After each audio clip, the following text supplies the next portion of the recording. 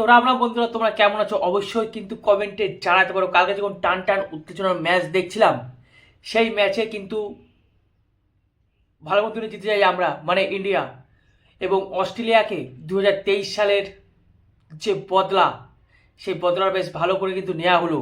এরকম সময় যেই আনন্দ, একটা টান টান, মানে মনের মধ্যে যখন একটা আনন্দ কাজ করছিল, তখন কিন্তু ঠিক একটা সোশ্যাল মিডিয়া একটা পোস্ট দেখে, মানে ইন্ডিয়া জেতার পর একটা পোস্ট দেখে কিন্তু আমি হতবাক হয়ে যাই। সেটা হচ্ছে রানা সরকার এবং দেবদা একসঙ্গে একই ফ্রেমে একই ছবিতে একটি ছবি লিখে কিন্তু তারা ফেসবুকে পোস্ট করেছে, এবং সেখানে লেখা রয়েছে আবি নেই তো কাবি নেই।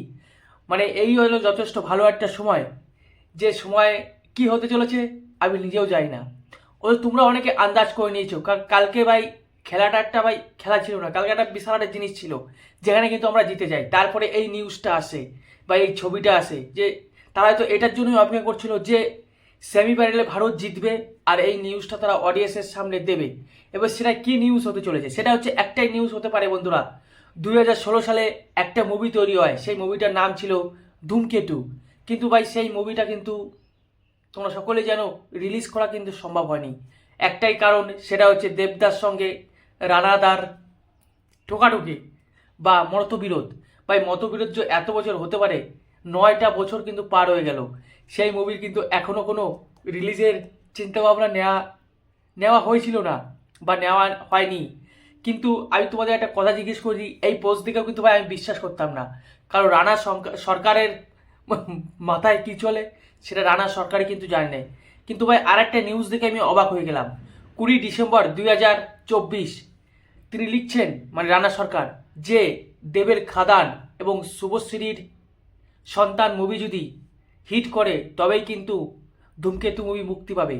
এবার আমার কথা হচ্ছে, এই দুটো মুভি, মানে খাদার মুভি তো সুপার ডুপার হিট হয়ে গেছে এবং সন্তান মুভি কিন্তু যথেষ্ট ভালো রেজাল্ট করেছে, সেই ক্ষেত্রে কিন্তু এবার মনে হচ্ছে যে হ্যাঁ, এবার কিন্তু ধূমকেতু মুভি আসতে পারে বা আসতে চলেছে।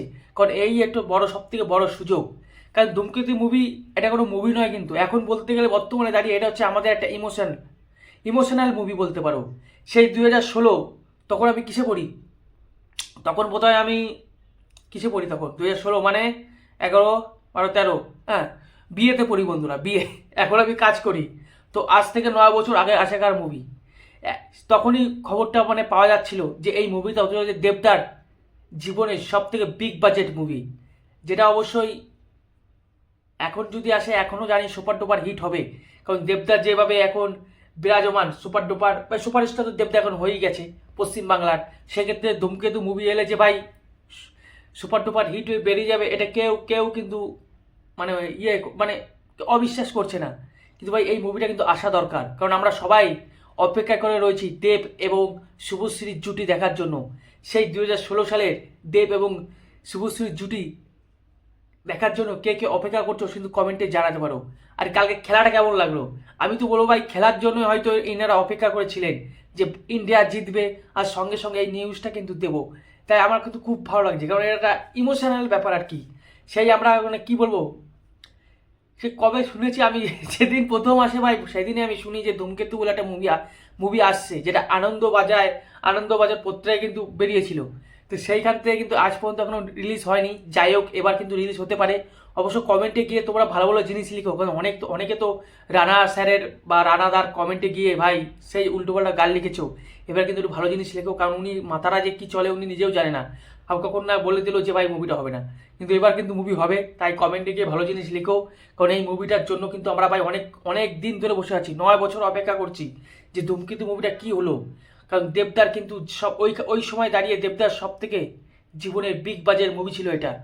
তো অবশ্যই কিন্তু 2025-এ কিন্তু আসতে পারে এই মুভিটা। আর আমি বলবো ভাই, দেবদার আরেকটা মুভি আসছে, সেটা হচ্ছে রঘু ডাকাত। তার আগে কিন্তু মুভিটা কিন্তু রিলিজ হয়ে যাওয়া উচিত, এবং এই মুভিটা এলে কিন্তু ভাই সুপার টুপার হিট হবে, কেউ আটকাতে পারবে না। ওই তোমাদের কি মনে হয়, আর তোমরা কারা কারা অপেক্ষায় রয়েছে এই ধূমকেতুর, অবশ্যই কিন্তু কমেন্টে জানাতে পারো। এটা কোনো মুভি নয়, এটা হচ্ছে এখন একটা বলতে গেলে ইমোশনাল।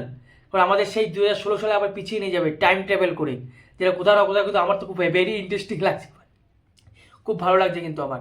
তোমাদের কেমন লাগছে কমেন্টে কিন্তু জানাতে পারো তোমরা। আর তোমরা আর আমার ভিডিও যদি ভালো লাগে একটা লাইক এবং চ্যানেলটিকে সাবস্ক্রাইব করতে পারো।